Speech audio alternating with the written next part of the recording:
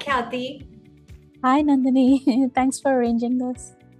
Welcome to this podcast. Should we call it that? Yes. And basically, this is a chat about all the chapters in our book, Brains Inspiring Businesses. Thank you for contributing to this piece of work. And your chapter is called The Welcoming Organization, Being Your True Self at Work. So, this is very interesting as a concept. And tell us a little bit about what inspired you to write it. Yeah, happy to. So, as I mentioned in the beginning of the chapter, I raised a question in a discussion with Paul that I had been reading his book, The Fearless Organization. And I asked him, well, if an organization is sort of free of fear, what is it full of instead? This idea that if it's, sort of doesn't have something, what does it have instead? So we kind of weren't sure how to describe what the absence of fear was, and it wasn't even in a single conversation that we were able to arrive at it. We had a few conversations over a period of time.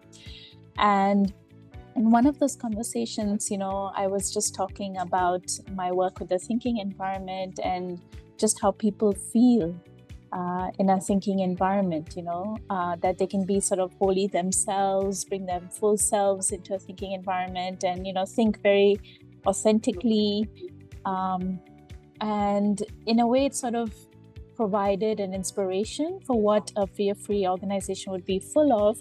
And that's when Paul offered, it would be full of welcome, that entire person would feel entirely and fully welcome in an organization. And then based on that sort of beautiful terminology to describe an organization, then I was inspired to talk about or write about how that welcome would be experienced and how we could leverage off a thinking environment to create that sense of welcome so that people could be their true selves at work. So that was the inspiration for the chapter. Fantastic, lovely. And in a lot of conversations with executives, I have found in the last couple of weeks that in hybrid organizations or in the hybrid working environment, there is this struggle with welcome, this struggle with engagement. So, how do you see a connection between this concept of a welcoming organization and the struggles of a hybrid working environment?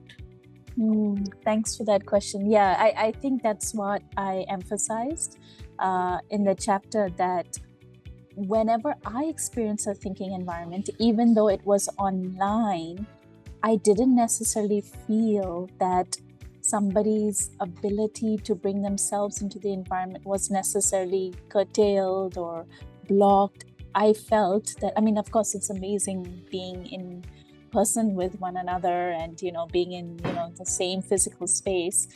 But reality is that so much of our time is spent online.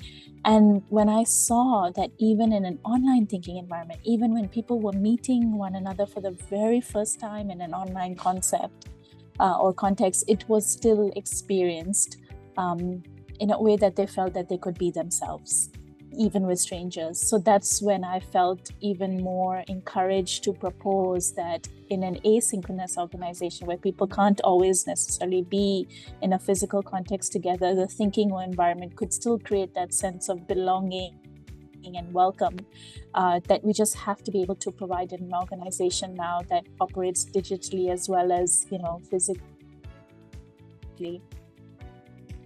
Yes, so just clarifying, because we are both of us so immersed in this concept of, a welcoming organization. But to listeners, I just want to clarify that what we are saying is that a welcoming organization creates that kind of engagement. And one of the terms that you use constantly in your book and your work is generative attention. So do you want to explain or comment on this term, generative attention? And of course, people who read the book will find more explanation and more understanding of it. But I would love to hear from the horse's mouth, what is generative attention, and how does it influence our mind? So the idea of generative attention, the credit would go to Nancy Klein, who is, the founder of Time to Think and the discovery of the thinking environment. So I'll talk a little bit about what generative attention means in the context of a thinking environment and how that then creates that sense of welcome in a welcoming organization. So the finding is that, the quality of someone's attention can actually produce somebody else's thinking. So a very advanced form of attention is actually a catalyst, a generator for somebody else's thinking. So that's what's meant by generative attention in the context of the thinking environment. So if you sort of, extrapolate that in the context of a welcoming organization, it's this idea that if people are truly offering one another in a welcoming organization that quality, that exquisite quality of attention, then it is going to, in a way, empower individuals to be able to feel that they can bring their full selves to work, true selves to work. And by bringing their full selves to work, they're actually going to be in a better position to then bring their best selves to work, because they then reward the organization for creating an environment in which they feel that they can bring their true selves to work. So it becomes this sort of virtuous cycle. So a welcoming organization is in a way self-fulfilling. So by creating those conditions of a welcome, it then gets rewarded for creating that sense of welcome. And then you're in this sort of upward positive environment, and you can keep sort of enhancing both the organizational objectives as well as your own. So that sort of was the thinking behind generative attention in the context of a welcoming organization. Okay, wonderful. And would you like to expand on some of the aspects of, creating this environment where you get generative attention? I mean, from you, I have learned, all the basically the factors, or rather the variables of creating this environment. But again, it'd be lovely to have you comment on some of the things that you have to ensure when you want to get this, create this environment for people in an organization. Yeah, happy to. So basically, the thinking environment, the discovery has uncovered what we call the 10 components of a thinking environment. So these are 10 ways of being that if we presence, we are then creating the conditions for people to do their best thinking, which they do when they can think as themselves. So these are just as an example. We talked about the first one, attention, this idea of attention being generative in nature. There are other components like place. How do I create an environment that reflects back to people that they matter? How do I create ease in an environment where people can discard a sense of urgency, because urgency does not produce quality conditions for thinking. So these are sort of the 10 components that people who read the chapter and find out more about this body of work can learn.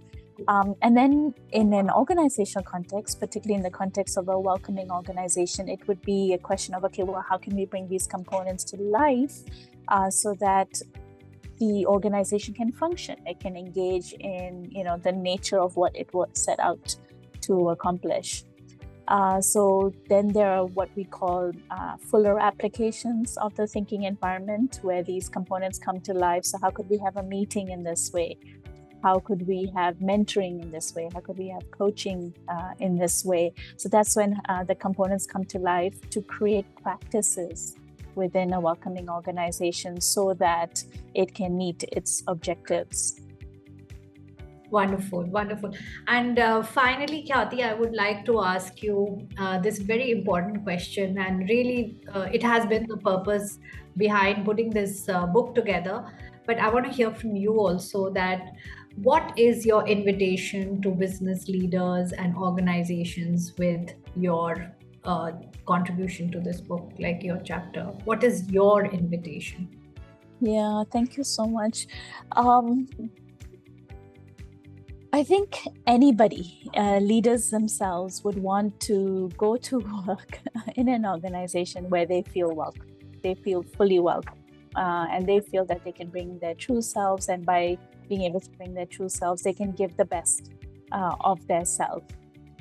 So now the invitation is not so much sort of a ideological buy-in to that concept. I think that everybody feels that, yes, I would love to work in a place like that, and not just work in a place like that, but create the conditions for others to be able to work in a place like that. So I think the invitation now is, would you like to know how to do that? And, you know, we have to start somewhere if that is our intention, you know, and sort of our hope, you know, for humankind. So where would you start? So that's what I feel this chapter is an invitation, is here's how you can get started. There is a discovery in a body of work called The Thinking Environment, which has created the practices for you to be able to create a welcoming organization.